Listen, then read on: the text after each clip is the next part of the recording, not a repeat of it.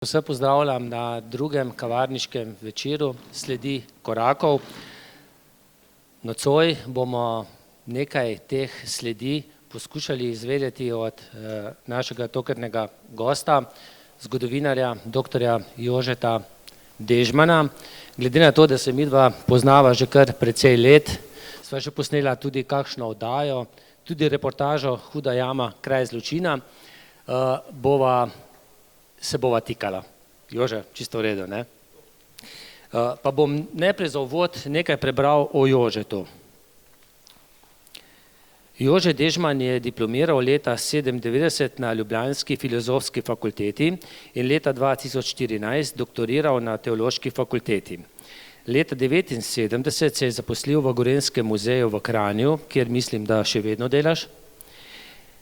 Od 2000 kot muzejski svetovalec. Med drugim je bil tudi direktor Muzeja novejše zgodovine Slovenije in direktor Arhiva Republike Slovenije. V raziskovalnem delu se je poleg zgodovine posvetil še antropologiji, muzeologiji in muzejski kritiki. V letih 1993-2000 je urejal tudi revijo Borec.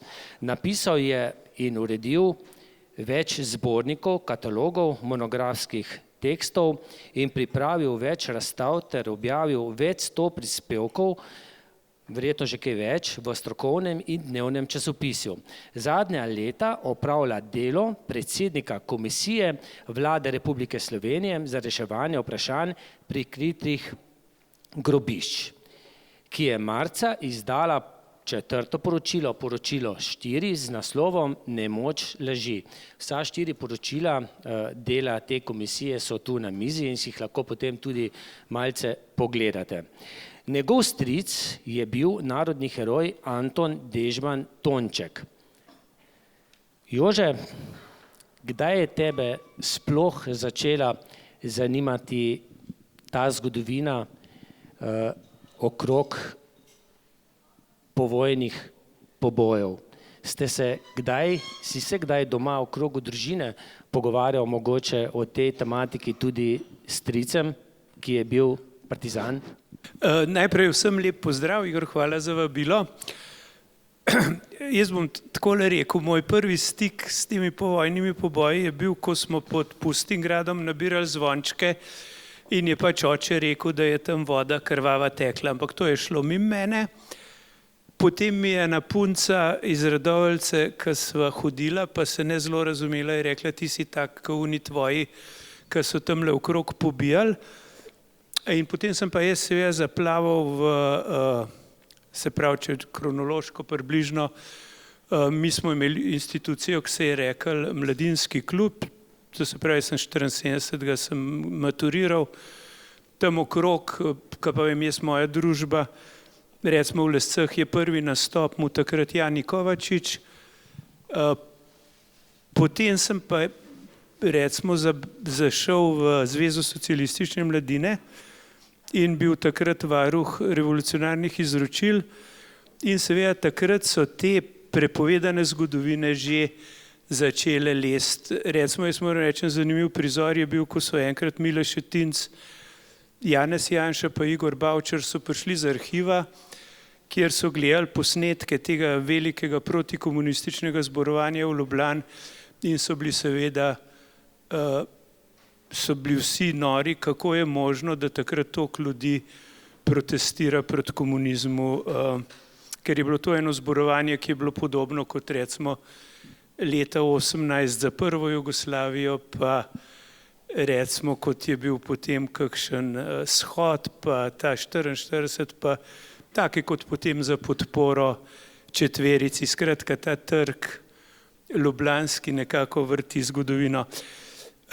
No, takrat sem jaz bil kot predsednik te komisije pri Zvezi socialistične mladine, sem bil tudi član zgodovinske komisije pri Centralnem komiteju Zveze komunistov.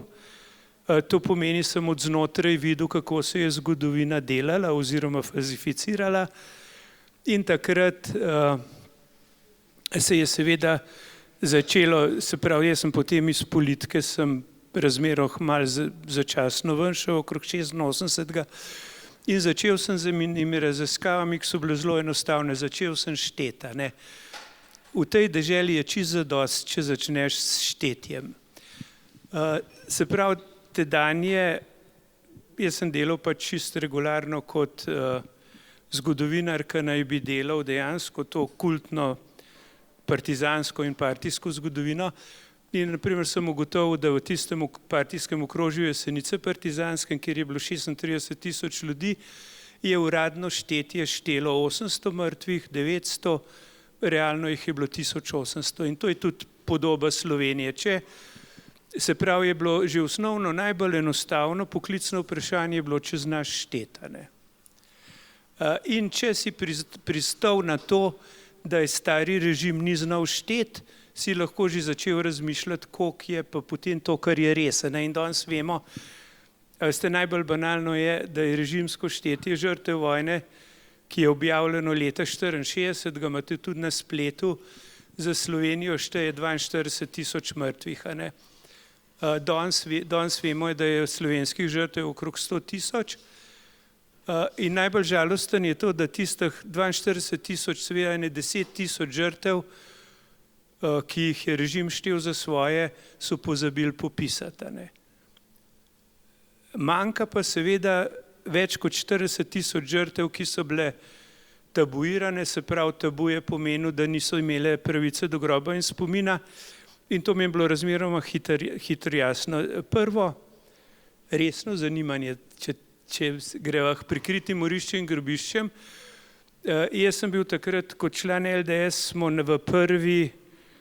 v tem prvem sklicu tedaj še velike občine Radovljica, smo bili LDS-ovci v koaliciji z Demosom in jaz sem takrat postavil tudi prvo komisijo za prikrita grobišča, se pravi Radovljica ima nekaj lokacij, se pravi nekaj na Pokljuki, nekaj tam pod Pustingradom, na Lancovem, nekaj okrog Begunj in tako naprej. In je zanimivo, da bi mi že takrat izvedli prvi izkop, pa so preprečili krščanski demokrati. Skratka, psihiater Jovan je to bil čisto ogorčen, da to se že ne bo delal in se mi je tudi čez dolga leta, ko sem mu eno predavanje v Dragi, se mi je tam opravičil, da je pač mal se zmotil. Potem jaz kar nekaj let se s to temo nisem podrobneje ukvarjal, sem bil pa se pravi, sem pa delal druge stvari. Se pravi, leta 2001-2002 smo imeli en projekt med Kljukastim križem in Rdečo zvezdo, kjer je bilo živahno na koroški strani, kjer so zlasti Hajdarjevi zelo razgrajali, tukaj na slovenski strani je recimo so bile grožnje tega tipa, da bo 14. divizija prišla v Slovenj Gradec pa vse razbila. Takrat so zahtevali tudi mojo glavo, kar nekajkrat. Potem sem bil pa imenovan za člana vladne komisije za izvajanje zakona o popravi krivic. To je eden od inštitutov tranzicijske pravičnosti, kjer pa seveda je ogromno število vlagateljev, je tistih, ki so jim umorali, se pravi očeta, mamo, brate in tako naprej. Ker kljub vsemu je samo to število ljudi, ki jih umori ali partizansko gibanje ali pa komunistične oblasti, je okrog 23 000. Tako da je to, sem se skozi to spoznal, potem so me pa v času prve Janševe vlade je minister Drobnič me poklical, če bi vodil to komisijo, potem kakšno leto ni bilo odziva in potem sem začel to komisijo voditi. In seveda je zdaj pa moram reči, da je pa spet ena reč, ki me tudi iz otroštva je zelo zanimala, je arheologija. In v komisiji smo potem s pomočjo zlasti kriminalista Pavla Jamnika, ki je med drugim tudi vrhunski strokovnjak za prazgodovino, in seveda zlasti Mitja Ferenca, ki je po letu 2000 prišel do te številke, do leta 2005, je prišel do te številke 500 morišč in grobišč, ta številka je danes okrog 750, ampak takrat se je začel en proces, ki smo mu mi dali tisto, ki rezultira tudi v teh 4 poročilih, se pravi v teh 14 letih dela komisije lahko rečemo, da smo mi najbolj trajen pravzaprav slovenski vladni organ, ker preživeli smo nič koliko vlad, nič koliko ministrov. Ta hip bi rekel tako, da smo prišli toliko daleč, da z leve strani ugovorov skoraj ni, glede na vse opekline, ki se te teme držijo. Za desno stran bi pa rekel, da ne zna politično izkoristiti tega, kar smo pripravili. Ampak to nas niti toliko ne zanima. Jaz mislim, da je, če skleneva, jaz sem se v več valovih dotikal te teme. In zdaj, če bi mogoče čist nazaj šel, jaz sem bil en čas v Rankem režimu tudi podžupan občine Radovljica. Takrat sem vpeljal tudi Radovljiški zbornik in Janez Šmitek, se pravi, to je oče tega smučarskega trenerja pa tako naprej, je izdal eno knjigo o Kropi, kjer je prvi popis vseh žrtev vojne, to je bilo približno leta 1984. Takrat enkrat sem naredil tudi pionirsko študijo, tudi bi rekel nepreseženo nacionalsocialističnega režima, tako da meni se je, ko sem študiral nacionalsocializem, sem ugotovil, da je nenavadno podoben režimu, v katerem živimo, in potem se je tako nabiralo. No, skratka, kar nekaj stvari. Nekako današnjo srečanje sovpada tudi z 10. obletnico odkritja Hude jame. Takrat je bilo kar zanimivo tudi v Trbovljah. To je bilo za 8. marca in bil je takrat predsednik dr. Danilo Tirk vprašan tudi, kako gleda na to odkritje žrtev Hude jame. Seveda, mogoče se mu je zareklo, takrat je dejal, da je danes je 8. marc, to pa je drugorazredna tema, ampak očitno potem na naslednjih volitvah, če se dotakneva politiko, ljudje so pa vendarle ocenili, da pa Huda jama ni, pa povojna grozodejstva niso drugorazredna tema.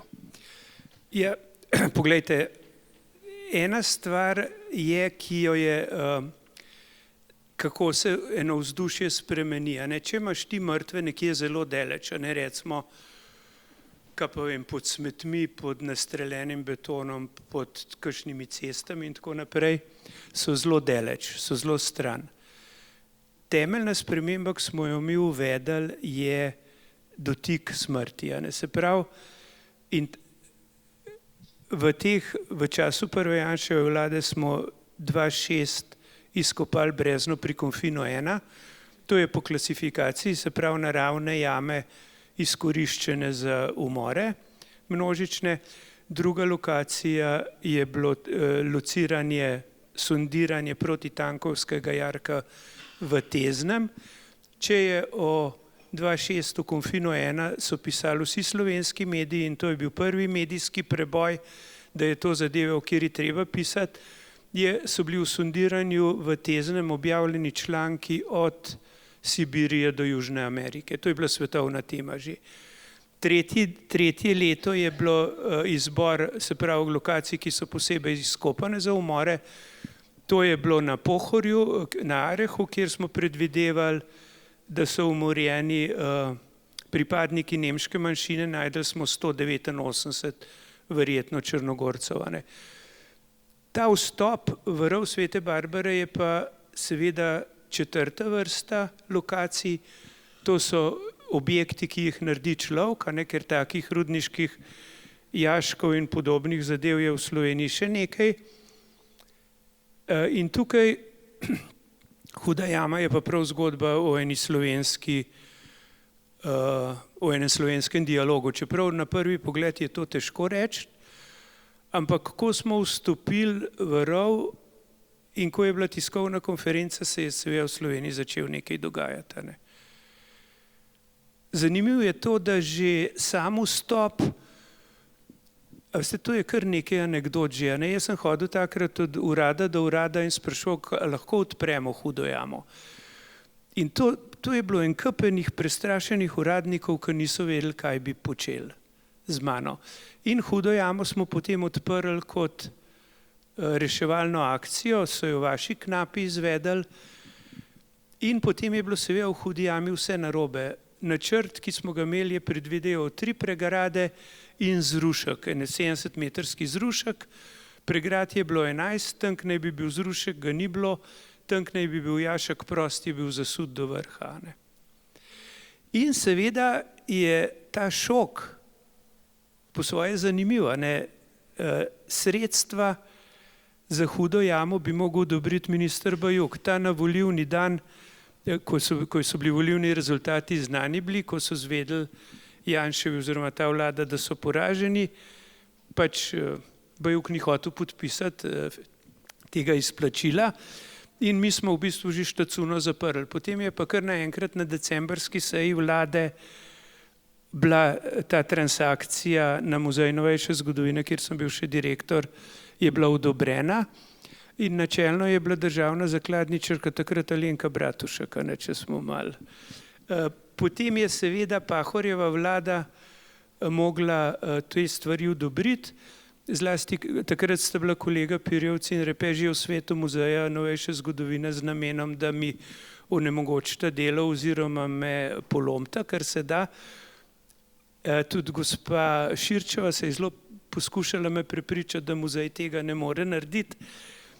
Ampak pa je bilo pa tako, da je gospod Pirjevc je malo neprevidno odobril eno korespondenčno sejo. Tam je bilo odobreno, da muzej lahko dela, kolega Repe je iz sveta muzeja odstopil in potem je prišlo do 3. marca do vstopa. 5. marca je bila tiskovna konferenca in zdaj jaz za 8. marca ne morem reči, kaj je bilo gospodu Tirku. Mu je eno strašansko smolo. Bil je na napačnem mestu, ob napačni uri in napačno izjavo je dal.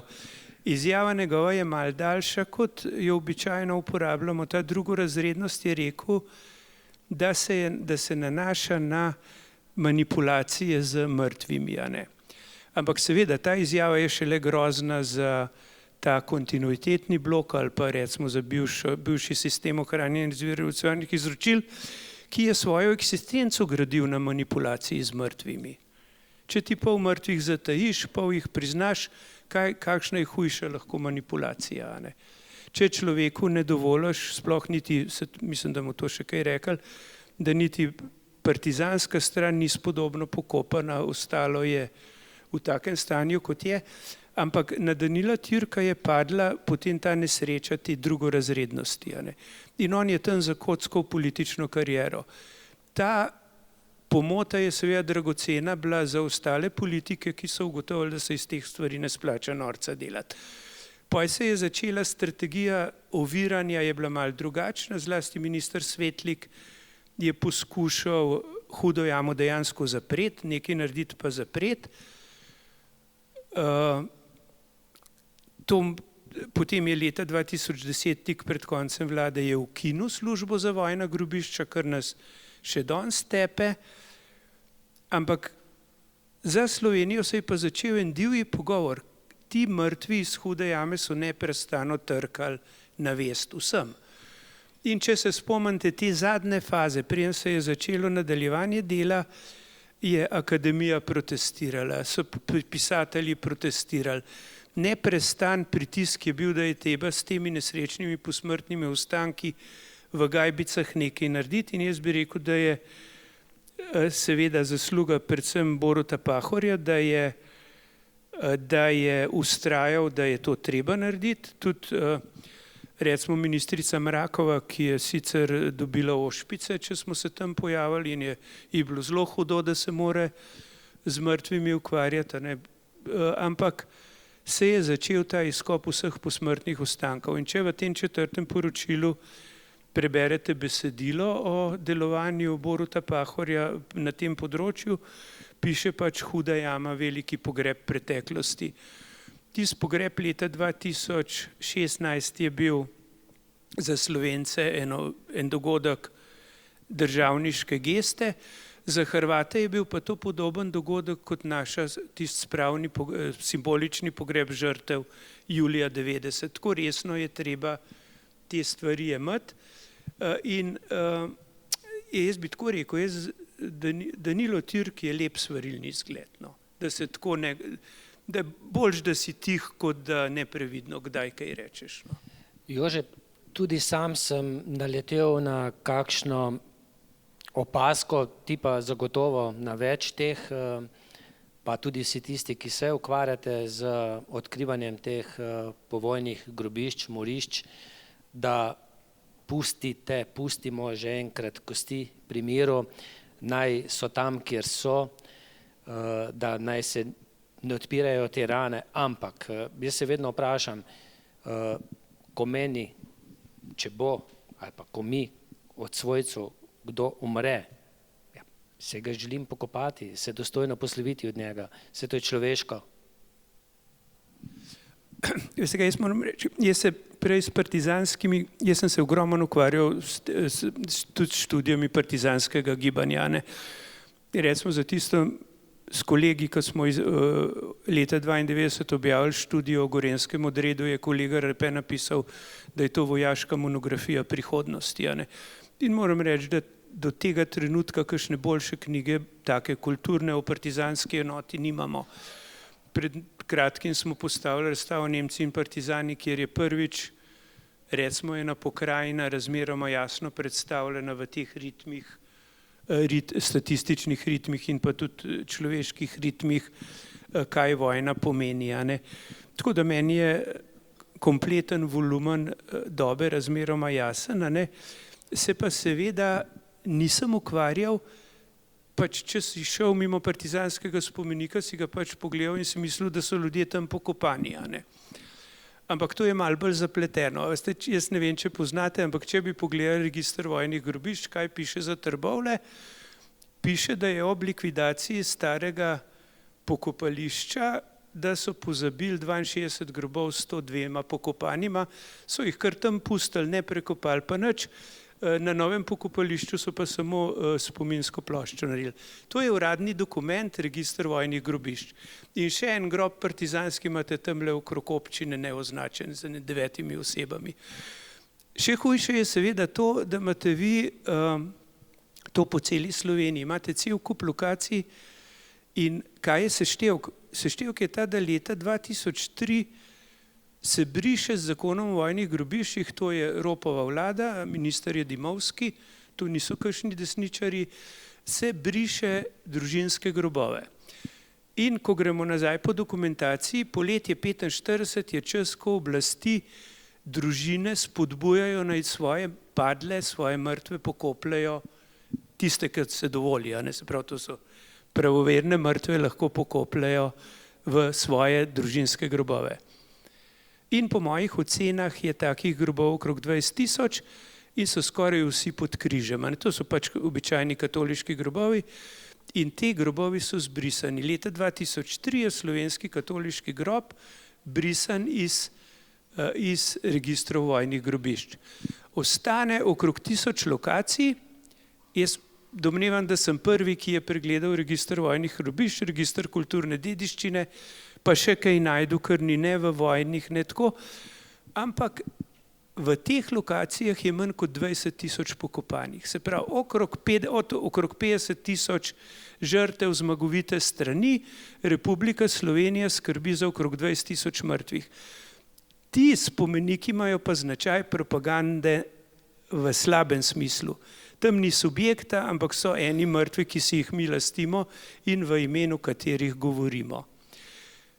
Še hujše je to, da Republika Slovenija ne uveljavlja v sukcesijskem sporazumu o nasledstvu nekdanje Jugoslavije slovenskih grobov v tujini, da bi jih ločili od drugih. Naprimer, približno 124-125 mrtvih pri Gospiču, 5. prekomorska brigada, Slovenci, mobiliziranci v nemško vojsko, tudi vaši, je grob na srbskem pokopališču razstreljen, na hrvaškem piše nepoznati partizani. Bitke pri Čačku, bitke pri Mostarju, sploh nimamo v registrih. Gravina v južni Italiji, taborišča po severni Italiji, koncentracijska taborišča po Nemčiji in seveda zlasti mobiliziranci v nemško, italijansko in madžarsko vojsko, sploh nimamo v registru. Slovenija od 100.000 žrtev ima v registrih dobrih 20.000 oseb. To je v bistvu stanje, ki je katastrofa. Po svoje so najbolj urejene ta hip so grobišča Prve svetovne vojne, kjer je okrog 80.000 pokopanih, zlasti za Soško fronto, ampak zelo slabo dokumentacijo.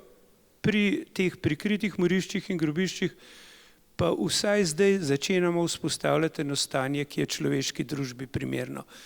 Položaj je pa seveda tak, da normalne evropske družbe imajo ustanove, ki skrbijo približno po 100 let od konca Prve svetovne vojne za vojne grobove. Taki standardi so naprimer Kriegsgräberfürsorge za Nemčijo, Imperial War Graves Commission za Commonwealth in tako naprej. In pač Slovenija tukaj ni normalna država, ne ustreza ne mednarodnemu pravu in ne slovenski zakonodaji. Jože, mogoče bi tu nekaj dodal, ko so zmagovalci, pravijo zmagovalci, vedno se potem maščujejo o koncu neke vojne, pravijo dostikrat, če bi oni drugi zmagali, bi podobno storili. Ampak kljub temu, zmagovalci so potem počistili, pomorili svoje politične nasprotnike, ampak očitno so vedeli, da to ni zakonito, kajti sicer ne bi žrtve zmetali v brezna, ne bi žrtve zazidali v recimo Barbarin rov. Torej, niti niso svojce obvestili ali so njihove svojce umorili, karkoli. Torej, očitno so vedeli, da to, kar delajo, ni dobro in zato so tudi potem vsa ta leta to prikrivali. No, revolucija seveda zahteva eno svojo umestitev. Ta jugoslovanski tip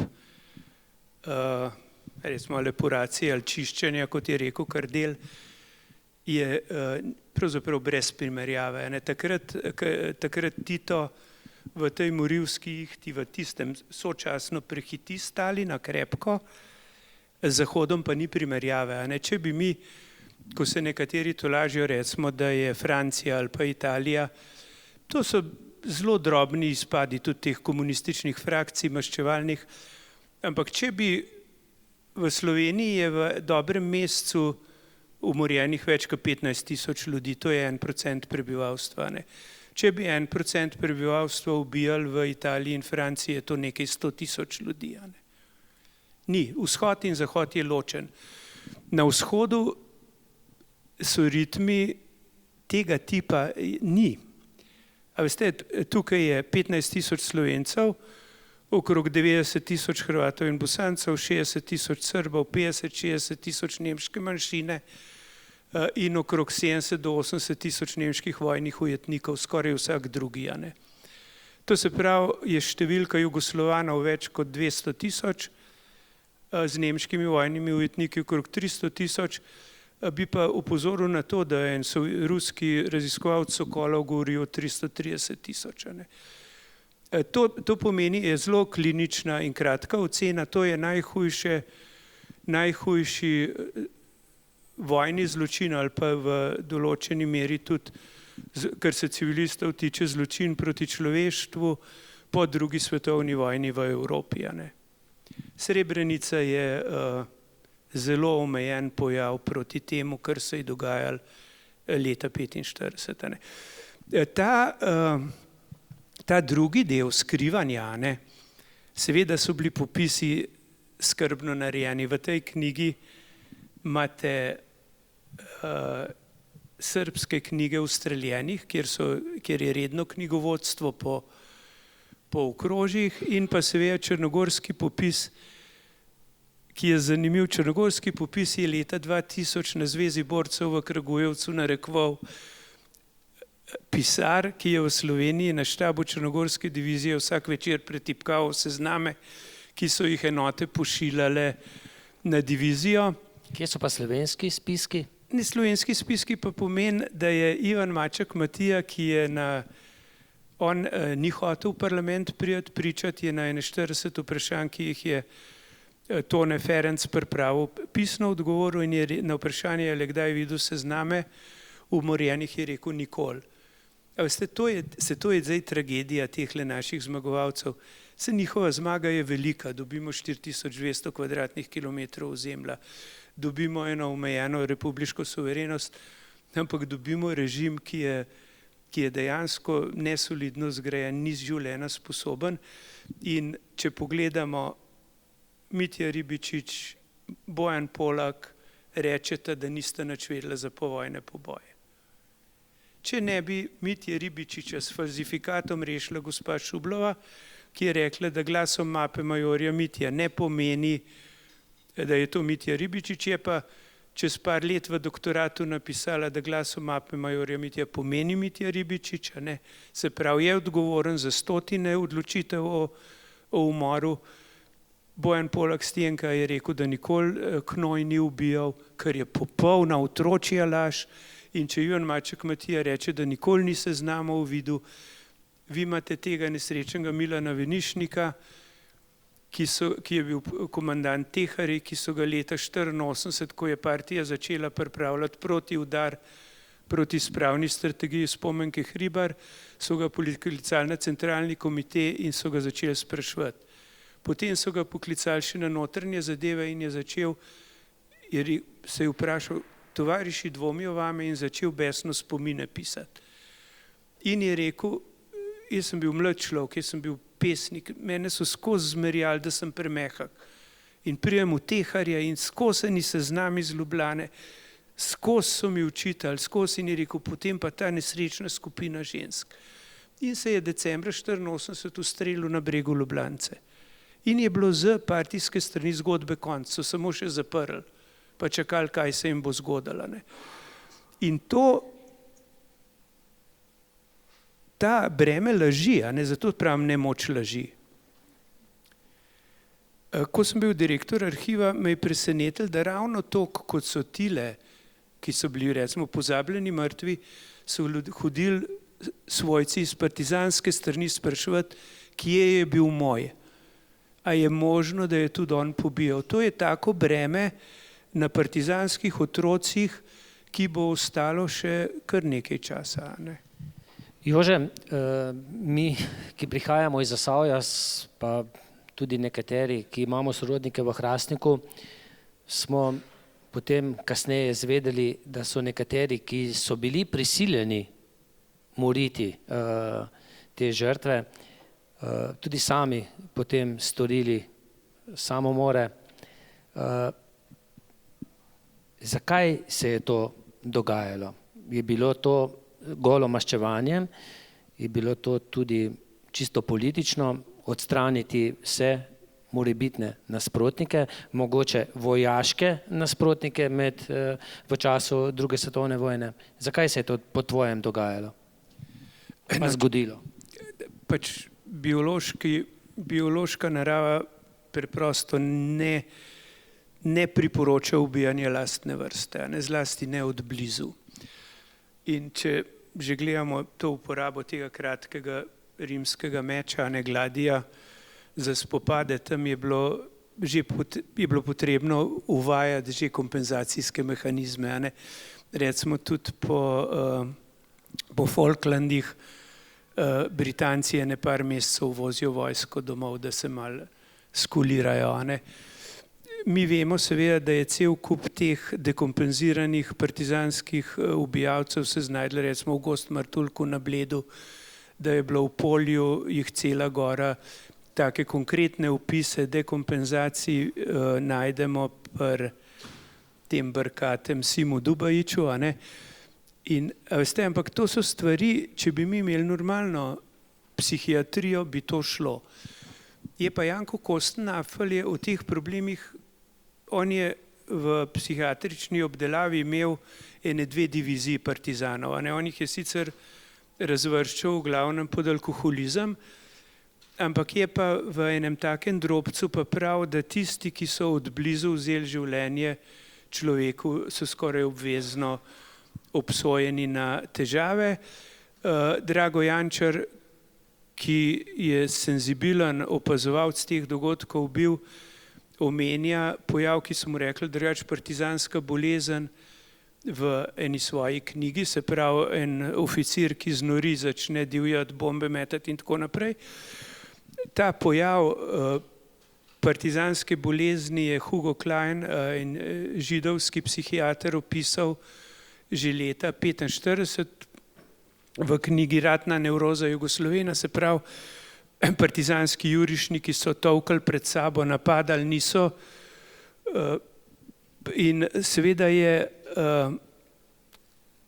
ta pojav lahko spremljamo, zdaj, ko se ukvarjamo z mobiliziranci v nemško vojsko, vsi, ki so se znašli v teh ekstremnih položajih, so prišli z ranjeno dušo, tudi mobiliziranci v nemško vojsko so strašno veliko gorja povzročali in sebi in svojim družinam in tako naprej. Ampak problem je bil seveda, da smo živeli v družbi, kjer duša ni bila kaj dosti vredna. Kjer se ne bolečine zmagovalcev, ne bolečine teh poraženih in ne bolečine zlasti teh ljudi. In o tem se ni smelo govoriti, tudi med svojci, ki so izgubili svoje. Ja, in zato je bilo strašno težko končen tudi, recimo, kaj povem, jaz recimo s svojim stricem sem govoril enkrat, dvakrat v življenju, pač zaradi tega spora okrog groba in tako naprej. Ampak on je nedvomno eden od teh, ki je te svoje zločine strašno tudi plačal z prerano smrtjo po 58 letih. In to breme, ki ne sme biti obsodba, to je sočutje. Jaz sem ravno kar sem prebiral eno knjigo, Američani in Britanci so prisluškovali nemškim vojnim ujetnikom, ki so razmeroma sproščeno govorili o tem, kaj so v vojni delali. In seveda za nemški prostor je bil ta razpad mita o viteškem Wehrmachtu. Se pravi, SS je grda, Wehrmacht je v redu. To so se pred 20 leti so se pretepali, prepirali ob tej razstavi zločini Wehrmachta. Ampak mi vojno moramo tako vzeti, v vojni kakšnega posebnega viteštva ni. In tudi državljanska vojna ima pa še stopnevano nasilje in leta 1944, ko je državljanska vojna na višku, ta nasprotniki ali pa protikomunistična stran, kolaborantska, že pobija več kot partizanska. Ampak jaz mislim, da če malo gremo nazaj na prejšnje vprašanje, na Zahodu so večino teh izbruhov sovraštva razmeroma hitro obvladali, tudi pa spravljali ljudi pred sodišča in tako naprej. In če bi mi ostali v zahodni civilizacijski sferi, verjetno takih izpadov ne bilo, s tem, da pa nam grški primer pa kaže, da je možno, da tudi ta, recimo tam komunistična stran zgubi, zlasti ko ji Tito odreče podporo, jih izda kolege grške, potem je bil pa hudič. In seveda ti bogi poraženi Grki so se znašli po celem svetu, mnogo pobitih in tukaj je težko pameten biti.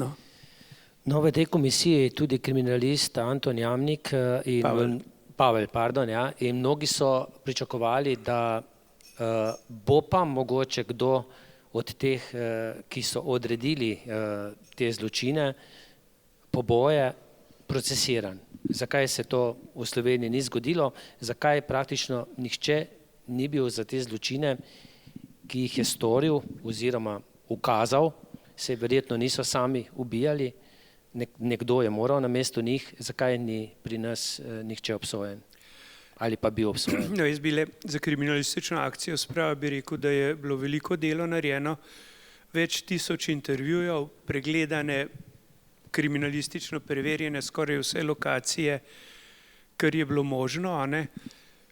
In se pravi, Ribičič je samo s pomočjo sodstva in pač bi bila ena režija, je uspel uideti kazni, ampak seveda dolgoročno je pa tisto, kar se piše sodba zgodovine.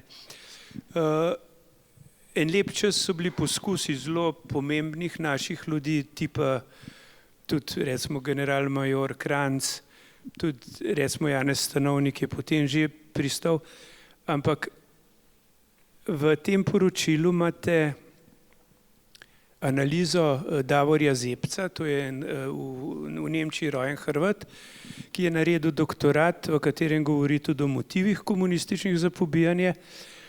In on pravi, da prvi motiv je ne tako izgubiti kot v Španiji. Se pravi, če nimaš vsega v rokah, se ti lahko ta velika igra prevzema revolucije sfiži, a ne? Drugo je upravičeno maščevanje za vse hudo, kar so med vojno pretrpeli, kar so in okupatorji in ti domači nasprotniki zagrešili. Zanimivo je pa, da tretji motiv navaja pa Kardeljev, to je sovraštvo do nacionalistov. A ne? In ko vse to seštejemo, seveda bomo počasi motive razumeli.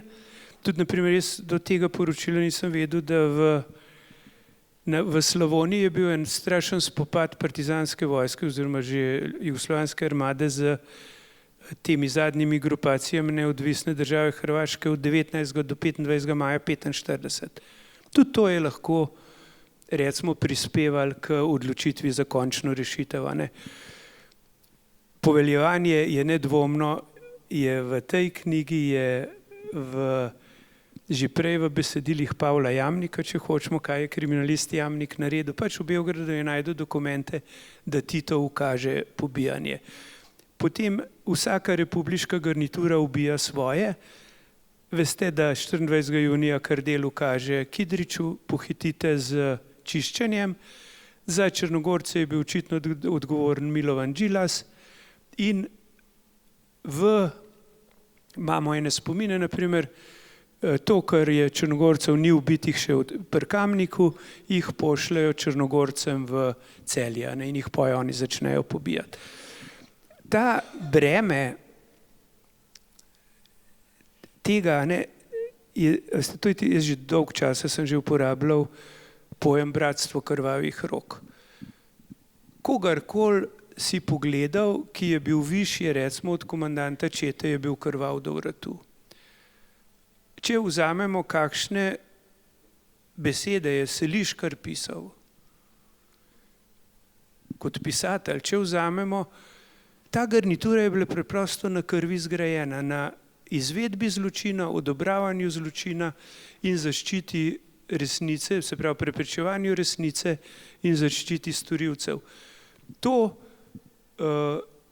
Ta dejanja pravzaprav nimajo mere in vsi častni župani ljubljanskih zadnjih let imajo skupni imenovalec, da strašne laži in nespodobnosti govorijo ravno o teh dogodkih.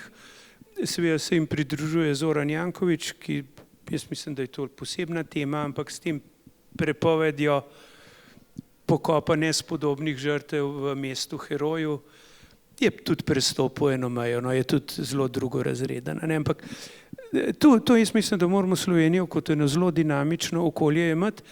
Ampak še vedno nihče ni bil se vam pravim, čakajte malo, če pogledate vzhodno Nemčijo, mali šuhone, kjer sedeti, drugače je komaj kdo sedel. Če pogledamo denacifikacijske ritme, v Avstriji je eden, Avstrija ni bila nikdar denacificirana, Italija nikdar defašizirana, v Nemčiji je vsak zavezniški sektor je imel svojo denacifikacijsko politiko.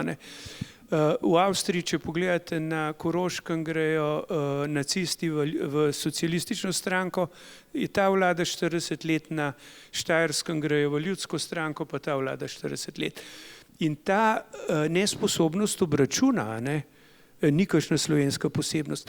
Če vzamemo Španijo, oni leta 1977 razglasijo amnestijo in ti Frankovi klavci so že tako doma, Dolores Ibarruri in ostali pa pridajo domov potem.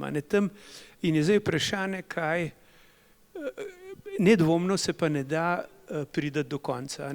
Ampak zgodovinska sodba se piše. Jaz mislim, da je sodba zgodovine za prihodnost je ravno toliko pomembna. Veste, ker to step by step. Jože, prej mogoče nisi čisto odgovoril, tu med nami je tudi kdo, ki je v času po drugi svetovni vojni izgubil v teh povojnih grobiščih, tudi Mariji Reke, ki je tu blizu, svojega očeta nikoli izvedel, niti če je tam izgubi življenje. Nisi še čisto odgovoril, zakaj pri nas ni nobenih spiskov? Vse verjetno so se delali, zato ker so potem o prehodu v demokratični sistem počistili arhive? No, veste kaj, to bo spet problem tistih, ki so to naredili. Jaz mislim, širši okvir te politike bo verjeten en ustrezen izraz bi bil, če bi bil prej titoizem, bo zdaj kučanizem, ne glede na dolgoročnost postopka. Lejte, saj če pogledate pohod ob žici okupirane Ljubljane, ali se ne vem, ko se zdaj reče, vodijo Franc Stadler Pepe, takoj, ki je demokracija, ga umaknejo, ker je preveč krvava. Se jih ščiti, Avbelj naredi samomor, kdo naredi to, kdo to, ampak v tisti osnovni problem, ki je, in to je tudi enkrat, ko so se s stanovnikom pogovarjali, mi je vrgel strica naprej, stric Tonček je bil letnik 20 in je pač padel v morilsko mašinerijo, konc. In je to tudi plačal, ampak bo čas, ko bo v bistvu ta slovenska državljanska vojna, tudi okupacija, okupator, se mi tudi o okupatorju zelo malo vemo, se večina Italijane so s spremstvom spustili iz Slovenije, uporabili topničarje za napad na Grčarce pa na Turjak in čao, ragazzi, smo šli. Od nacistov so bili tukaj sojeni, recimo Rainer Rezener pa par teh okrožnih glavarjev, za katere pa v bistvu ne vemo, koliko so bili poeksploatirani kot informativni vir, ker so pobiti dolga leta po tistem, ko so bili uporabljeni.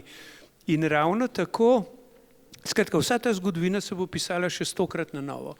In odgovornost vsakega, tudi, vse partizansko gibanje ni nestrukturirano, partizansko gibanje se ve, če je poveljnik ta, je poveljniško odgovoren za ta teren. Če imaš ti teritorijalne organizacije, partije, osvobodilne fronte, cele strukture, ki je tudi poveljniško odgovorna. In vse te stvari se bo dal od osebe do osebe, od človeka do človeka. Jaz se tukaj ne bojim, da ne bi prišli do odgovornosti. Ravno tako, kot bo tudi, ker če pogledate za ta protikomunistična ali pa kolaborantska stran, se skoraj ni ene resne knjige, imamo tiste od Silva Grgiča popise, ki so ali pa niso, ampak nedvomno bo tudi ta državljanska vojna kot dejansko spopad človeka na človeka, bo tisto, kar nas bo moralo še dolga leta zanimati. Jaz vas prosim, da tudi vi malce razmislite in gospodu Dežmanu zastavite kakšno vprašanje, še prej pa eno moje vprašanje. Drago Jančar je napisal kar precej zanimivo knjigo, to noč sem jo videl, če se ne motim, o družini Hribar. Tu pa je tudi odigral spet mogoče neko dobro, spravno vlogo tudi zdajšnji predsednik Slovenije, gospod Borut Pahor, tudi sam si ga že omenil. Mogoče malce, da še ta del orišeš, kar se je zgodilo tam okrog grada Strmol. No, jaz bi le rekel, so kakšna dejanja, ki v slovenski javnosti razmeroma počasi prihajajo do enega dejstva, da začnemo o njih razmišljati. In Borut Pahor je v bistvu edini, ki se je kot politik zavzemal za postavitev spomenika vseh žrtev vojn in z vojnami povezanih dogodkov.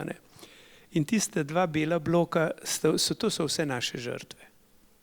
To, da politična garnitura ni sposobna napisati posvetilnega napisa, pač kaže, da imamo težave.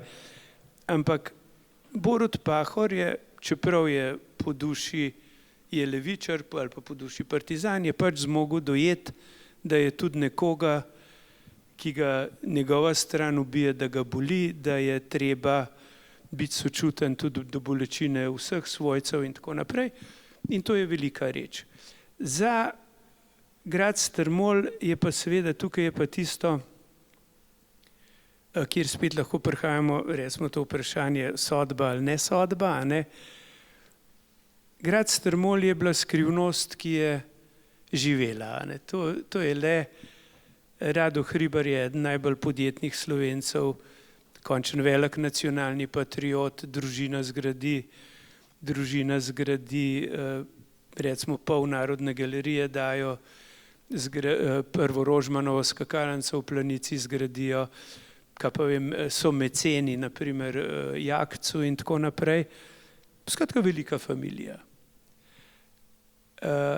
Soproga, ne, Ksenija, je iz drugega rodu, ki naprimer Slovencem da Mladiko, da slovenski skupnosti v Kočevju eno ogromno premoženje, skratka veliki narodni financerji in patrioti. In pa seveda lahko se pa pogovarjamo o poklicnem ali v tem profesionalnem profilu, financarskem, kapitalističnem profilu. In zgodba sama po sebi ni zelo enostavna. Se pravi, Rado in Ksenija ostaneta na Strmolu tudi potem, ko Nemci pridajo. Za Gorenjsko je značilno, da meščanski odbor Osvobodilne fronte deluje skoraj do leta 1944 in ta umor Rada Hribarja sodi v dvojni proces. Po tem, ko Rozumek zvabi Prešernovo brigado na Žirovski vrh in jo tam razbijajo totalno, se neha ta direktno sodelovanje med komunistično partijo in gestapom. Še zmerom pa preigravajo kombinacije tega tipa, kdo bo koga. Ne? In potem, ko je teh iger konc, približno polovico tega odbora pobije partizanska varnostno-obveščevalna služba, druge pa postrelijo med talci v Šentvidu v začetku leta 1944. Rado Hribar je tukaj, jaz domnevam, da je en del tega transporta, kjer je partija z dovoljenjem gestapa vozila na Gorenjsko ene stvari, da je tudi on zraven, mora biti zlasti z avtomobilom pa tako. Ampak on je nedvomno vedel in tako kot prav nečak, Peter Hribar je tudi želel s Ksenijo v Švico pobegant, pa jima ni uspel, ampak začnejo pobijati ljudi iz njegove okolice. Se pravi, svaka, ki je pri njemu zaposlen, pobijajo tega lastnika oljarce tam in tako, skratka, bližajo se.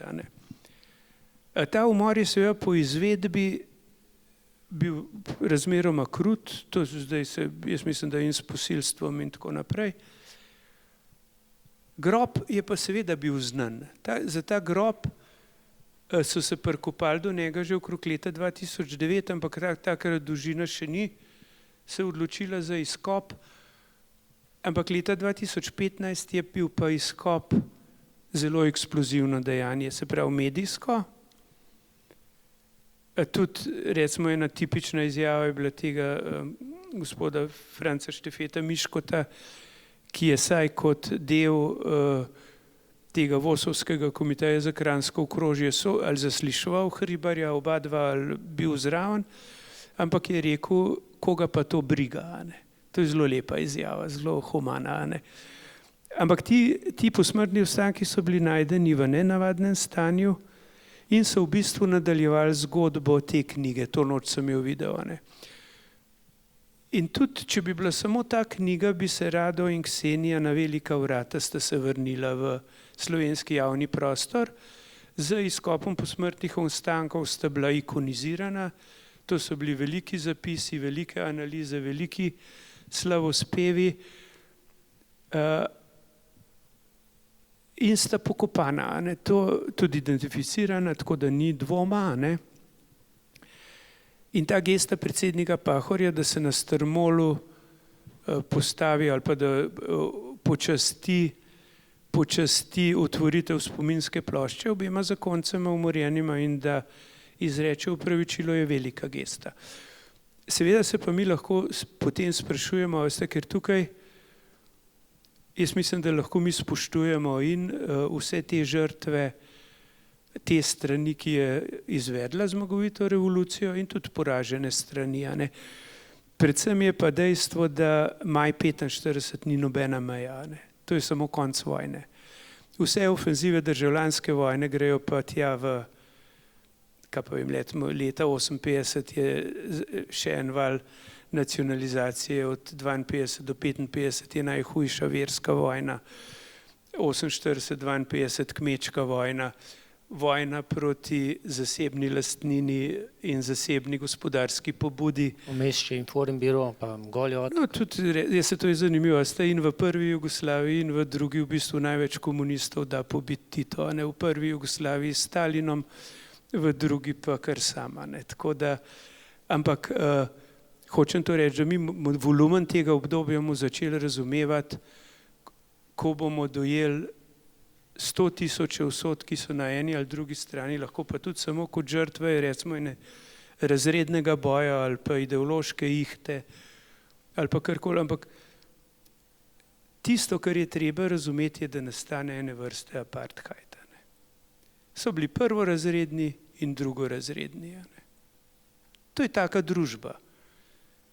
Otrok člana Zveze borcev je bil neskončno več vreden kot otrok domobranca. In sta bila vidno ločena. Eden je imel vse podpore, drug je imel vse ovire na življenjski poti. In to je ta približno 50-50, no, ker če Zveza borcev ima v 70 letih okrog 140 000 članov partije, okrog 200 000. In predvsem je vidno, da ogromen članov Zveze borcev iz partije izstopi, obupajo. To ni družba, za katero smo se borili. Recimo, jaz sem v Bohinju eno razmeroma resno študijo delal, je bilo od 5000 ljudi skoraj 400 članov komunistične partije, do leta 50 jih je mogoče ostale ne 10. Direktor zadruge je ne par, pa dva, jaz moram reči, dva komunistična meniha, Traunkarjevata na Nemškem Rovtu, pa Martin Žvan v Srednji vasi. Ta dva bi pa verjela brez interesa. Ampak to je bil grozen osip. Partija zgubi kmetstvo, zgubi v dobršni meri delavstvo in postane partija karieristov. In obdrži oblast. Jože, še moje zadnje vprašanje, potem pa res, če ima kdo od vas vprašanje, da Jože tu zastavite kakšno vprašanje. Kdaj se bo mogoče kaj sondiralo tudi v bližnjih moriščih, torej Marija Reka, Stari Hrastnik, kaj veš o tem?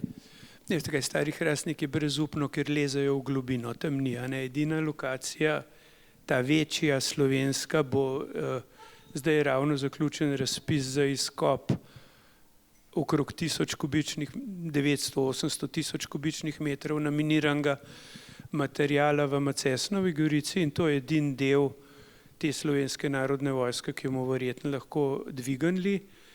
Zanimivo je, ta miniranje Brezna je bilo verjetno v 60 letih. Tudi to, kar si prej vprašal, ta histerija, zakaj tako skrivanje, ne vem, zakaj je bilo treba v Socerbsko jamo iz Luke Koper pripeljati 10 kubikov pokvarjenih salam, zakaj v jamo Golubivanco Delamarisove konzerve pa pršutne kosti. To so res eni znaki. Zdaj pa, se pravi, Stari Hrastnik odpade, ostale lokacije, pa če se bo pokazalo kaj bolj konkretnega, bomo iskali, če ne moreš. Arheologija, taka kot jo poznamo, s tem sondiranjem, ta pa če zgrešiš za 10 cm, zgrešiš. Ena od možnih metod je še zmeraj ta georadar, ki pa tukaj nekaj dosti zanesljiv in pa zdaj so Hrvatije uporabljajo za iskanje posmrtnih ostankov tudi ene pse, belgijske ovčarje. To bomo pa tudi letos poskusili. No, pri iskanju teh umorjenih Romov, iskani žrtve gor na Mavrlenu, na Zagradcu. Tako da, če se bo pokazalo, da je, ker tukaj se pravi, to je dolina Zvončkov, je gor in dol, sej tukaj zgodba ni bila prijetna, ker ta štajerski obračun je malo drugačen, kot je drugot, ampak je pa bil. Štajerski, zasavski, no da nam žal. Ima kdo izmed vas za Jožeta kakšno vprašanje? Imamo tudi mikrofon. Prosim.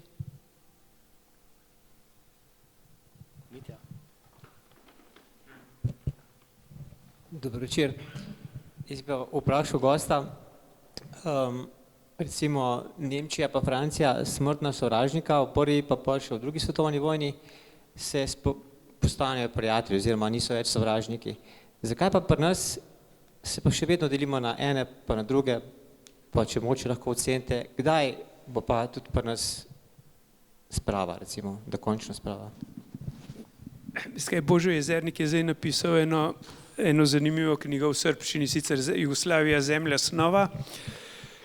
In tam kot enega pomembnih razlogov za nesposobnost ustvariti to, ko se reče imagined community, se pravi domišljeno skupnost, navaja prav odnos do mrtvih. Se pravi, Srbi so zbrali za konstitucijo spomina ali pa za osrednji spomin tiste mrtve iz teh balkanskih vojn in prve vojne od 12 do 18, prav, ko so se pripadniki jugoslovanskih narodov gledali čez puškine cevi.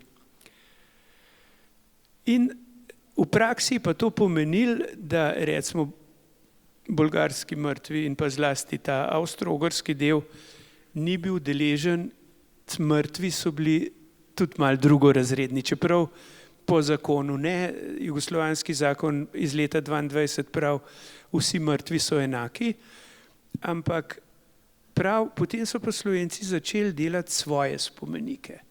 Imate spomenik vojaku prve vojne padlim na Brezjah in celo množico spominskih plošč slovenskim padlim. In tako se je začel separirati, se je začel ločen spomin in začele so se ločene identitete. V drugi Jugoslaviji pa je bilo seveda še hujša, ne? In če vzamemo primer župana Jankovića, on je na enem prvomajskem žuru rekel, domobranskih grobov v Ljubljani ne bo.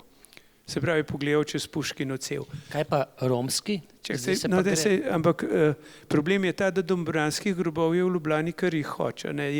So to mrtvi v Kucidelu in niso mrtvi na Orlovem vrhu, so mrtvi za pokopališkim zidom v Šentvidu, je nekaj grobov na Žalah še domobranskih,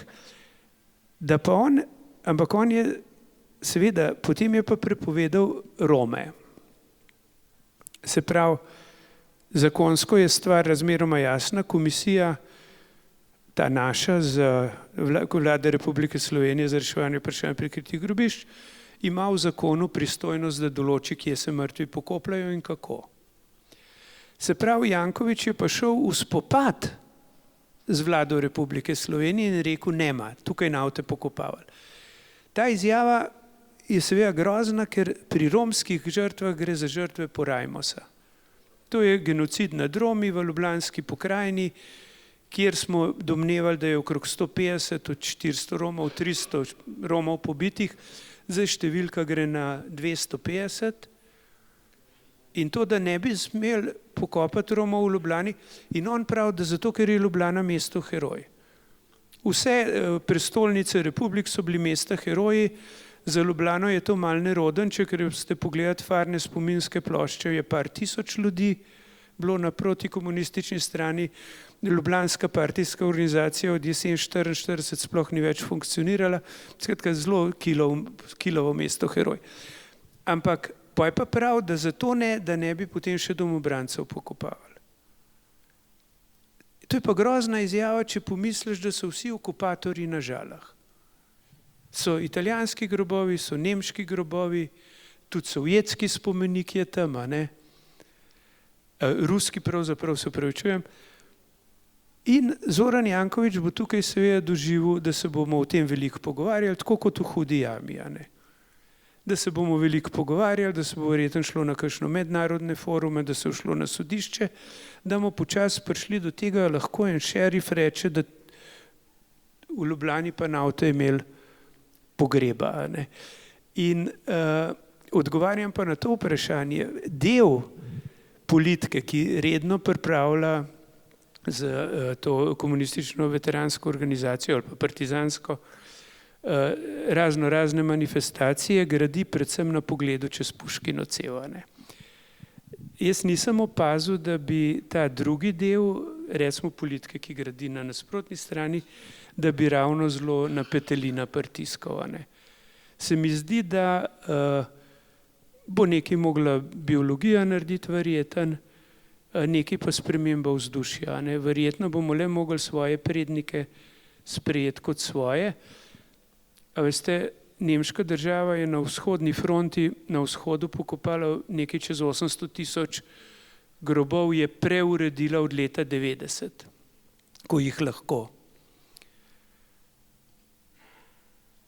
Da mi ne bi mogli teh svojih mrtvih saj simbolno v red spraviti, ampak zelo nevarno je za narodno skupnost, če imaš en del populacije, ki misli, da je več vreden, ki poskuša ta rasističen vzorec iz starega sveta vleči naprej.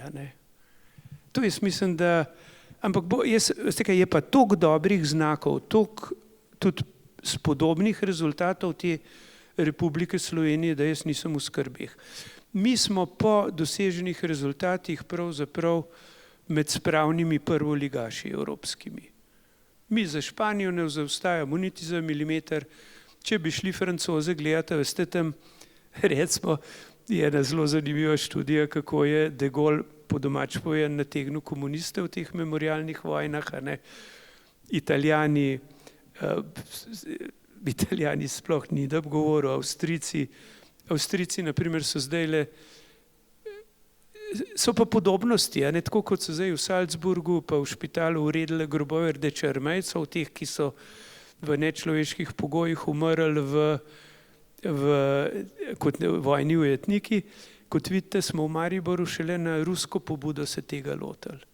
Ampak grobovi so bili leta 1945, so stali, so bili zradirani, zato ker za Stalina niso bili nič uredni. So pa v 50 letih rdečearmejce prekopali. Ampak Putinova politika je, da so vsi grobovi enaki.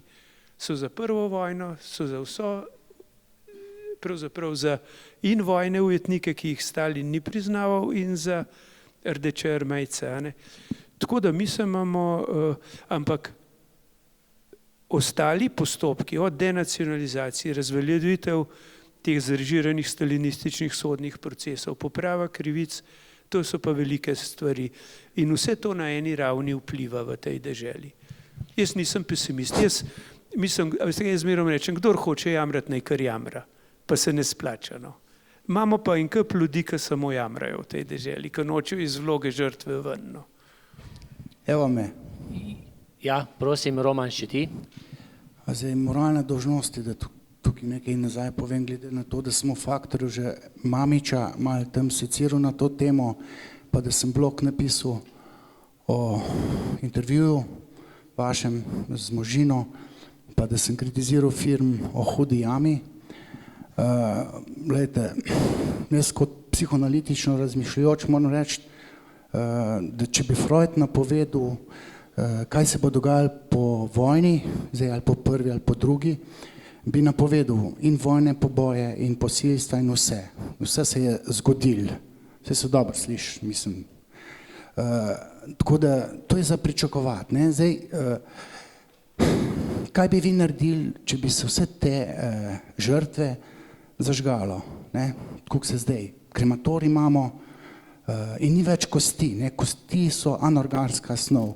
Žalujemo živeči, ne mrtvi. Kosti nič ne tirejo pokopa, to je neživa stvar. Moj oče tamle gor v Gaberskem eno leto leži, pa mama prav tamle ima glavo. Mama, tlele je pepel, nima tam glave, narobe razmišljaš. Vi ne vem, kak harakiri bi na sebi naredili, če ne bilo kosti, pa da bi bil pepel. Vi drek mešate.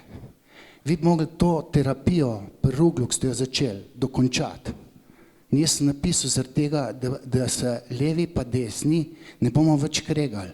Desnica ni mogla sestaviti vlade zaradi vas.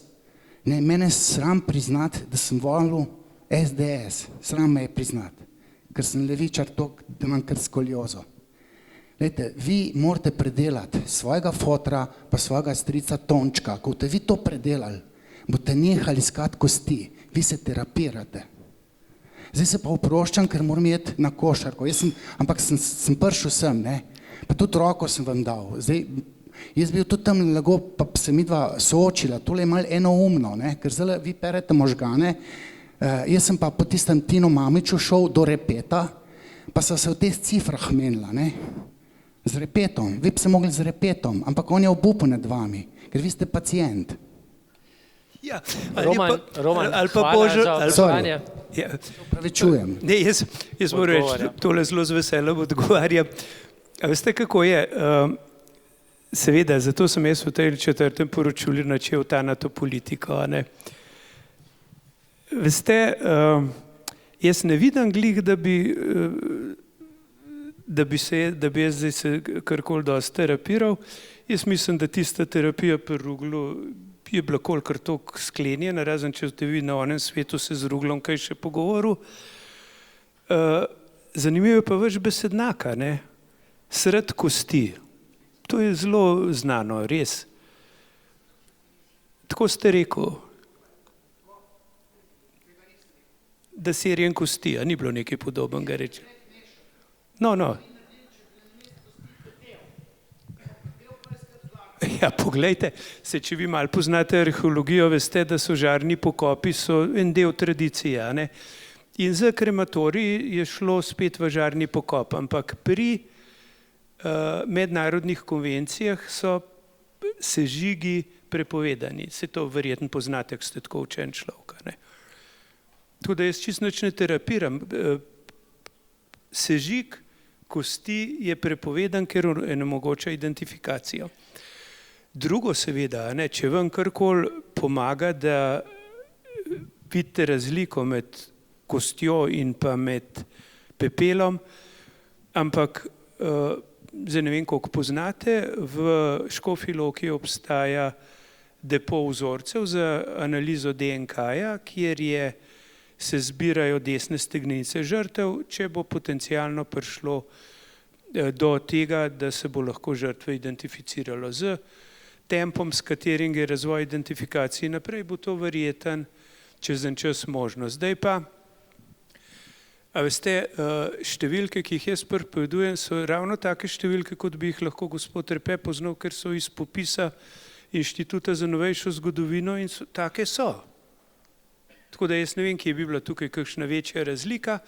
Poleg tega je Slovenija odprt prostor in če se vam zdi, da sem kaj narobe navedel, se lahko to pove.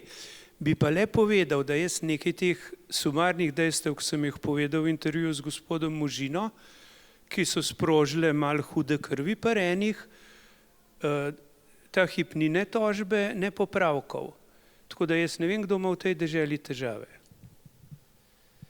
Jaz upam, da je bil... Se je odprta družba, jaz bom prav z veseljem odgovoril, če v kakšno vsebinsko vprašanje, ampak kremiranje ne sodi v področje, ki ga mi obravnavamo, no, na kratko.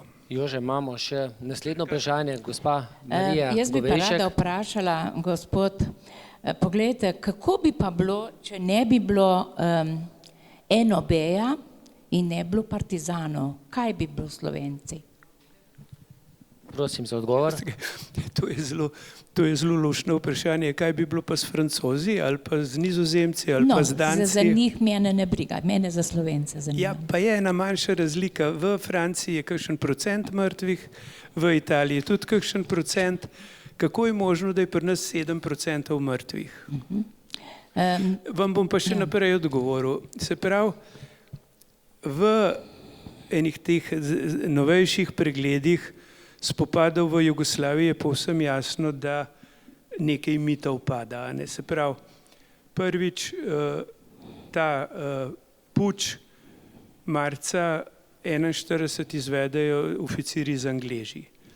Komuniste do 22. junija 1941 veže pakt Ribbentrop-Molotov ali pa Hitler-Stalin in niso stranka v postopku. Oni se odločijo za upor, ko je treba braniti Batjuško Stalina in Sovjetsko zvezo.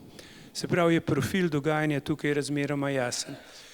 Če pogledate take primerjalne študije, naprimer obstaja ena zelo lepa knjiga Francija ali ideološka vojna nacionalsocialistična ali rezistenca, ne vidite, da je kratko obdobje makijevskega delovanja povzročilo toliko žrtev, da so jih mogli ukiniti.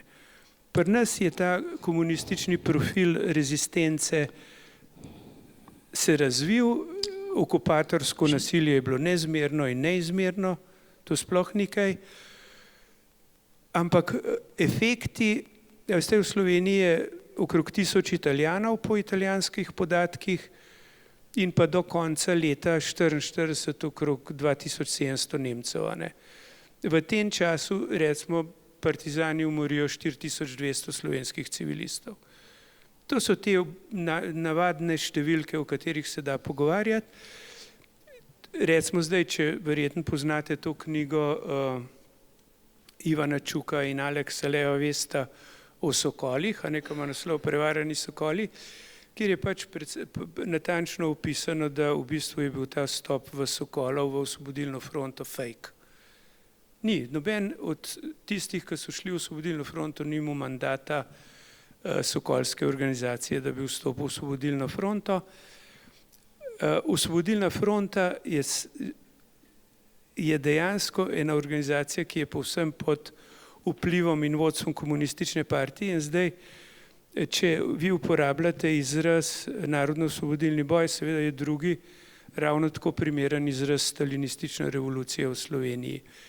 Seveda bomo z vsem spoštovanjem, se pravi, da smo zmagali in smo dobili zemljo, ampak dobili smo režim, ki ni bil življenja sposoben. To je škoda, ne? No, o tem ne bom govorila, bom pa še nekaj vprašala. Ja, se ga ni več. Bom še nekaj vprašala. Vi ste bili urednik revije Borec. Kako ste imeli takrat pogled na to vojno, na borce, ker veliko ste pisali, tudi vaše članke, tudi sama sem jih prebrala. Kakšen pogled ste imeli pa takrat, pa zdaj imate drugačnega verjetno? A veste, da jaz ne bi kaj dosti spreminjal, vam bom pa en dogodek povedal.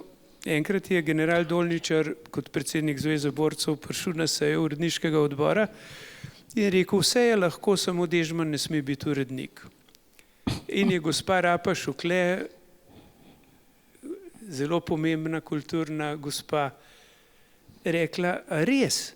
A so mar še taki časi, da kar en prije pa reče, da ne bo več Dežman urednik. In je pa še Lev Kreft podvomil generala Dolničarja in sem bil jaz do leta 2001 brez težav urednik.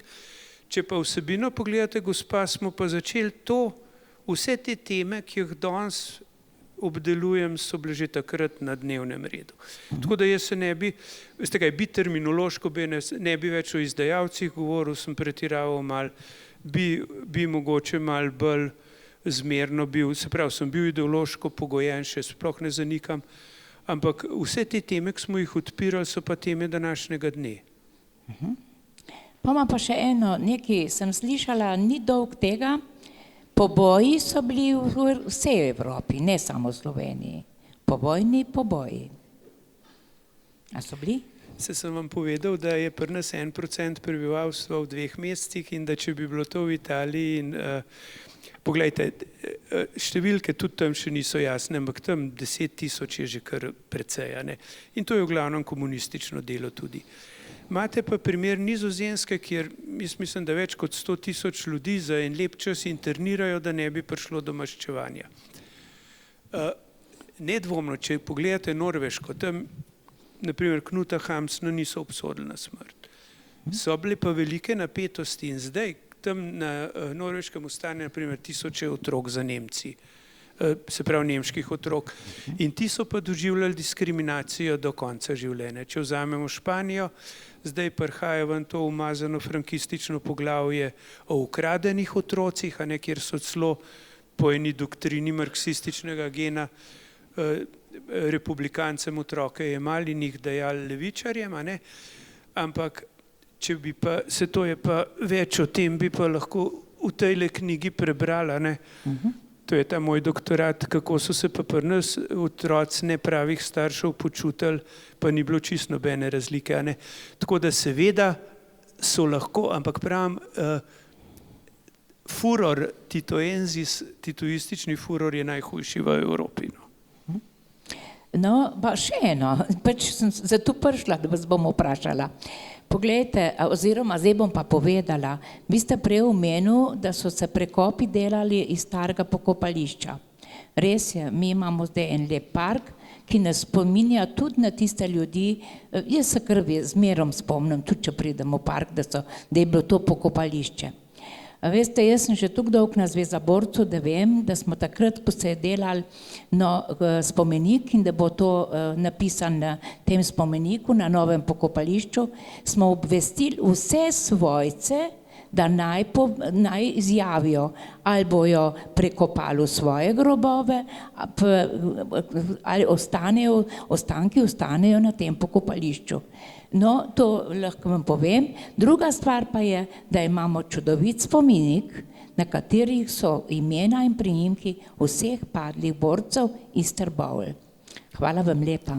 Lejte, gospa, tukaj ste pa škoda, kaj je gospod v obed šel. On je govoril ali pepel ali kosti. Tukaj pa ni ne pepela, ne kosti. Ja, to je bila odločitev svojcev in jaz mislim, jaz sem svoje starše prekopala. Nisem jih prekopala. Pustila sem jih tam, kor so. Ne, niso bili medbojno. So mi že zdaj pred 40 leti so mi umrli. Ampak napisala sem jih in to je moj spomin. Kosti ne rabim, ne pepela. Jaz jih čutim vse v svojem srcu. Ampak, lejte, gospa, ta kenotafa, to je se pravi, ta spominski objekt na novem pokopališču ni grob. Ne, Po zakonu o vojnih grobiščih so grobovi samo tam, kjer so posmrtni ostanki. Se pravi, posmrtni ostanki 102 partizanov so zgubljeni v Trbovljah. Ne 102 partizanov, mi smo imeli v Trbovljah 600 žrtev. Ne. Čakajte, veste kaj, gospa, se vam bom poslal tole, kar je register vojnih grobišč, kjer piše, da so pozabili tam ta del, partizanski del pokopališča so kar tam pustili. Ja, tam na željo svojcev je bilo tam ampak to pomeni, da je tisti spomenik ni grob. Ne, nikoli nismo trdili. To je spominsko obeležje. Se pravi, so mrtvi zgubljeni. Ja, to pa ne vem, če so zgubljeni. Bom pa še nekaj vprašala, gospod, dajte mi pa povedati, koliko je pa zgubljenih. Tlele imamo našega člana, ne mame, ne očeta, ne ve, kje sta pokopana. Še to sem vas mislila vprašati. A ste vi kdaj pri iskanju teh žrtev, a ste kdaj odkrili kak partizanski grob? Veste kaj, mi smo imeli na pobudo gospoda Plohla in na dopis gospoda Turnška smo iskali enega njegovega sorodnika, potem smo pa na pobudo Zveze združenj borcev za vrednote NOB iz Tolmina iskali tam za policijsko postajo, ampak sta bila primera neuspešna, tako da to sodelovanje obstaja, seveda. Ima še kdo kakšno vprašanje? Bom jaz vprašal. Jaz sem doživljal to dol. Mi smo bili na Dolenjskem. Pa bi rad vprašal, zakaj je škof Rožman cerkve ustavil oziroma ojačil oziroma poln vojakov bil, da jih je praktično v oporišča ob delu med vojno. No, po predpisih je to vrstno izkoriščanje verskih objektov po mednarodnem pravu je prepovedano. No, vse glih za to sprašujem. Jaz sem to doživel. To je veliki osolnik. Seveda, veste kaj, se je bilo tudi partizansko požiganje gradov nekaj podobnega. Ja, in jaz se spomnim, da smo dol v Podlogu, ko smo bili, ko nam je doktor Blumauer dal svojo vilo na razpolago. 2 dni so nas belogardisti, družine, ki smo tam živeli, 2 dni in 2 noči streljali na nas. Prvo pa na mene in na sosedovega fanta, ki smo šla po puščice. In so bili zelo, zelo pogumen, ko so na neoborožene ljudi streljali. Tega vi niste nič omenili. Potem, ko je pa prišel en tank, še pozneje so malo bežali, ko je prišel pa Daki, so pa ko panično iz te cerkve zbežali, da videli nismo jedno za drugega. Cela govora. O tem nič ne govorite. Drugo, ko smo otroci v Rešici, belogardističnim ujetnikom, ko so jih iz Turjaka pripeljali. Ali lahko, prosim, zastavite vprašanje? Ja, bom. Dajte, prosim. Ja, ko smo jim vodo devali in tako naprej. Ne? Jaz sem menda en redkih, kar smo takrat, da smo tem dali vodo, vendar pa poznej, ko je bil oktober, november, so ta isti ljudje, ko so ostali, so belogardisti mobilizirali nasilno vse moške tam okrog pod grožnjo, da bojo pobili starše in vse sorodnike, če ne bojo šli v belogardizem. Jaz sem to doživel poznej, ko so mi aretirali mamo, ne vem zakaj, kjer smo bili tam, mogla bi jih poslati v Ljubljano na sodišče, so jo v Pjavi Gorici dolazili in umorili. Jaz sem bil 7 let star, pa brat 8. Jaz sem se boril za življenje, ko sem mogel v Rešici kaplje iskal pa pobiral, da sem se preživljal. Če ne bi bilo sosedov, Pečnikovi, katerih otroci, 3 fantje so bili. Tukaj več jih je bilo, enega starejšega so aretirali, 3 so pa nasilno mobilizirali v vojsko. Prosim, vprašanje. Ja, Ni vprašanje. Jaz o tem nisem zdaj nič slišal po teh pobojih. In takrat, ko so moja mama, mislim, to bi rad vprašal, a so belogardisti, ki so takrat, kako so se to obnašali, to so klali, mislim, tukaj, ampak brcali te pobite partizane in aktiviste, pa na vozu, pluvali po njih. Tega vi ne veste, jaz sem videl to in doživel. In da mi povete, zakaj tem niste vi nič govorili in ti poboji so isto bili. Veste kaj, Cel kup.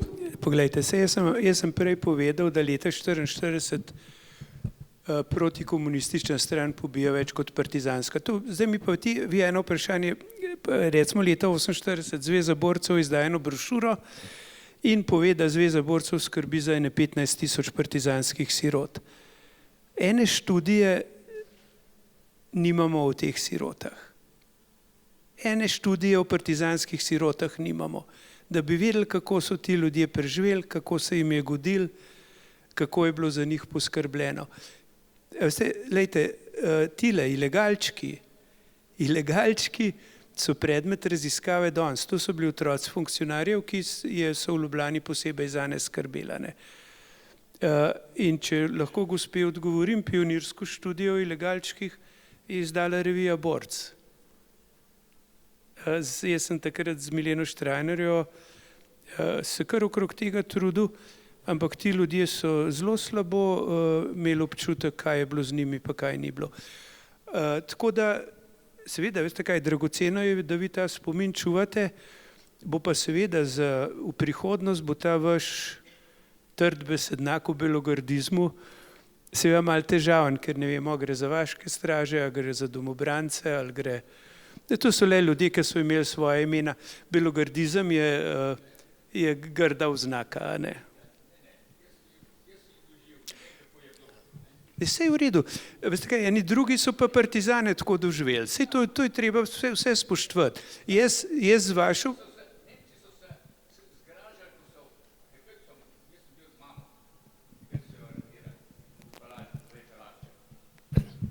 Sem bil z mamo, ko so jo pelali velike lašče. In Nemci, ki so bili na kamionih, so se zgražali, kaj so belogardisti TTP. In še nekaj so hotel vprašati, zakaj so imeli korati, so bili oblečeni vojaško, edin kolar so imeli, drugače so imeli pa pištole pa nože. To je vprašanje. Ja, mislim, bil sem... Veste kaj, gospod, se vidim, da ste se zelo razgovoril, mislim, če imamo čas, kar v miru. Zdaj, če je še kakšno vprašanje, zdaj osebno se boste lahko še potem pogovorila na to temo. Če je še kakšno vprašanje, prosim, da nekdo še kaj vpraša. Ja, ne, sej čakajte, vam lahko...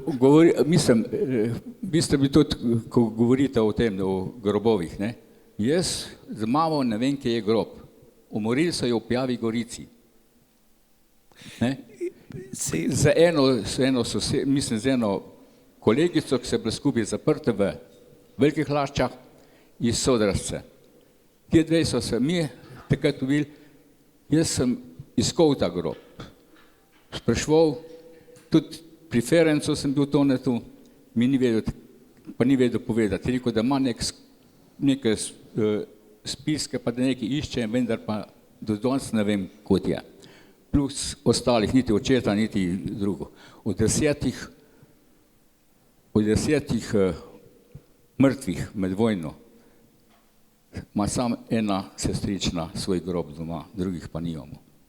Seveda, pogledajte, jaz z vašo bolečino in z vašo pripravljenostjo, da to delimo, sočustvujem in spoštujem to. Bi pa nekaj rekel, veste, za ta, spet mi je žal, da ni gospoda v obe dane, po vseh zakonih o partizanskih grobovih, kakorkoli se je že rekli, to so bile ampak prvi je bil šele 53. zakon, se pravi, prej je bilo to ena značilna anarhija, no. Ampak leta 78 bi mogli samoupravljavci popisati te grobove in jih po kakšni marsikateri občini sploh niso. Ampak kaj je bil pa osnovni problem? Če pogledamo, vsaka občina je imela skrbno popisane grobove na svojem območju. Kdo je padel na območju občine? Niso pa vedeli, kje so njihovi padali, recimo Gorenci v Cerknem ali pa tam. In če pogledate, ker pod geopedijo grobišča imate tudi vse partizanske grobove. Če tisto pogledate, vidite, da je ogroman partizanskih grobov, kjer piše neznani borci. Taki li zločini, kot se je vašim zgodili, so seveda problem, ker kam so te individualne žrtve pokopavali. Ampak, veste, je pa ena temeljna razlika, je pa le ta, da obstajajo, to se vidim na cerku, ste malo jezni, ampak leta 1944 je škof Rožman izdal navodila, da morajo župniki vse žrtve pokopavati. In so tudi jih, kar so jih mogli. Ta zadnja faza, zlasti te zaključne boji in pa še kakšen, ampak je pa ene par primerov, veste, ko se pa človek vpraša, zakaj, tako kot smo rekli, da klele v Trbovljah ni kosti, ampak je samo kar ena plošča. Isto je Pohorski bataljon. Oktobra 1946 iz Gradca pošljajo 255 žar v Slovenijo. Takrat bi bilo še možno Pohorski bataljon tudi skopati in poslati v Slovenijo. Leta 1961 je ta komunistični namestnik deželnega glavarja za Štajersko, so očitno imeli računice in so zgradili tisti impozanten jugoslovanski spomenik, se pravi zvezdni denarji, zgradi ga Slovenska zveza borcev. Ko sem zadnjič govoril z kulturnim referentom občine Gradec, je rekel, da se iz Jugoslavije že desetletja čist noben ne zanima za ta spomenik. In če pogledate na internetu objavljen seznam imen, mislim, da je več kot 1000, skoraj 2000 Slovencev, ki so tam dejansko bili pokopani, je toliko napak, da te kap zadane. Kako je to mogoče? Če gremo na Svetega Urha, ki je eminenten spomenik, recimo, tega nasilja, je tam kaj? Tam je 260 približno imen okrog napisanih, pa ne veš, kdo je tam pokopan. Absolutno ne. In ta problem, ki ga mi moramo rešiti, je, če pogledate, vi imate Sistori žrtve vojne, greste lahko za vsako žrtev pogledati vseh 100 000, vsako posebej in na koncu je tudi grob. Tam za več 10 000 oseb ni groba in tudi za številne partizanske je na primer prvi grob, preden je bil prekopan, ni pa poj, kam je bil prekopan. In še nekaj vam bom rekel, jaz zdaj načrtno hodim po gorenjskih pokopališčih in gledam, koliko je družinskih grobov prve in druge vojne. Prva vojna je na celem Gorenjskem jih mora biti še 50. To so v glavnem simbolni grobovi. Druga vojna vam pa rečem, tako kot se zdaj dogaja, a ne tako kot žare prihajajo, se tudi plošče spreminjajo. Sploh ni več imen gor, ampak piše Tihi dom družine ta pa ta. In če ne bomo mi tega registra vzpostavili, bo pač v Trdovljah pisali, na starem pokopališču so bili ti pa ti grobovi, kjer so vojne žrtve. To je ključna naloga Republike Slovenije, tudi če ne bomo, če so grobovi izgubljeni, da saj približno vemo, kje so bili. In to se bo delalo, veste, tudi za to poraženo stran. Mi za Macesnovo Gorico imamo trenutno okrog 1500 imen žrtev. Ker je to, lahko sklepamo, zadnjič viden v Šentvidu in to pomeni, da je predvidoma pripeljan do Kočevja. Ampak za obe strani, za vse te žrtve je treba grob najti. To, kar je gospod Vobed govoril, je strašna sramota. Grozen. Grob mora biti s posmrtnimi ostanki, tudi če je žara, ampak obdobje, o katerem govorimo, je posmrtni ostank človeški skelet. In če tega ni, ni grob. In veste, to bo ena dolga šola, ampak tega se moramo, s tem se moramo ukvarjati začeti. Zdaj pa, če je še kakšno vprašanje, Mitja, potem pa s tem zadnjim vprašanjem zaključimo.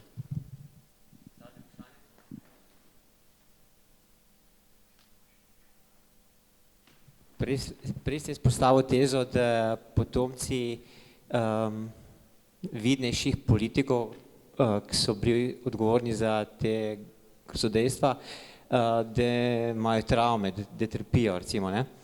Ampak eden od teh je recimo bil ustavni sodnik, pa cenjeni profesor, en drug je trenutno še vedno evropski poslanec. Jaz ne vidim, da bi recimo tja dva konkretno kje trpela, ampak mogoče v sebi, ampak. Ne, jaz tega nisem rekel, ne. Veste kako, če si ti oddaljen od žrtve, predvidoma ne trpiš. Če ti ukažeš, recimo letalci, bombni, ti, ki bombardirajo, jih čisto nič ne zanima, kam bomba prileti. Tisti, ki so atomsko bombo vrgli, so zelo malo razmišljali o žrtvah. In tudi poveljniška odgovornost, ubiti od blizu je hudiča. To pa je problema. In jaz mislim, da se vsak od vas, ki bi pomislil, je kakšnega poznal. To ni, ampak kar se pa zdaj potomcev tiče, je pa lahko ti reagiraš tako, da zakrkneš, vztrajaš v svoji veri naprej in si nespremenljiv, braniš vero staršev, ali se pa pač odpreš in začneš malo bolj, eno je živeti v laži ali pa iskati resnico, to je pa le razlika. Hvala vsem, ki ste prišli na ta pogovorni večer. Žalosten na nek način sem, da so tu med nami tudi ljudje, ki so izgubili ali mamo, ali očeta, pa še danes ne vesta, tako gospod Kotnik kot vi, ki ste izgubili mamo, ne vesta, kje sta starša. Hvala še enkrat vsem, ki ste prišli, pa nasvidenje naslednjič.